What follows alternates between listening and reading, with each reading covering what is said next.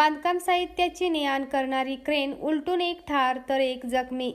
कोल्हापूर पुईखडी येथे पोद्दार हायस्कूल जवळ असलेल्या छाया हाइट्स बांधकाम साहित्याची ने-आण करणारी क्रेन बीमला धडकून उलटल्याने झालेल्या दुर्घटनेत लक्ष्मण कुमार वय वर्ष 23 राहणार सध्या पुईखडी मुळगाव छत्तीसगड हा गंभीर जखमी झाल्याने त्याला बेशुद्ध अवस्थेत CPR रुग्णालयात दाखल करण्यात आले असता त्याचा 3:30च्या सुमारास उपचारापूर्वीच मृत्यू झाला।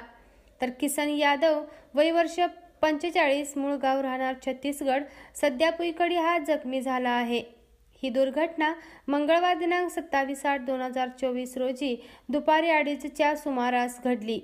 या घटनेची नोंद CPR पोलीस चौकीत झाली आहे।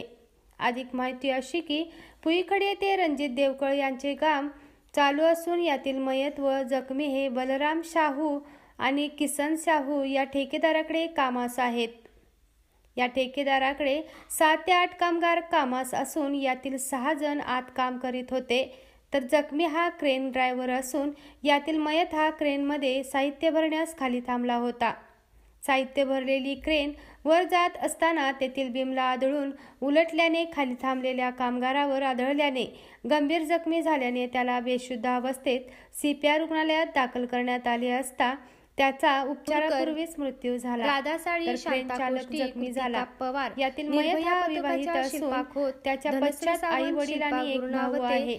यांच्यासह ग्रामदेवता प्रतिनिधी मुरलीधर कांबळे सह रुपाली चव्हाण, प्रतिनिधी मोनिका जाधव, इचलकरंजी।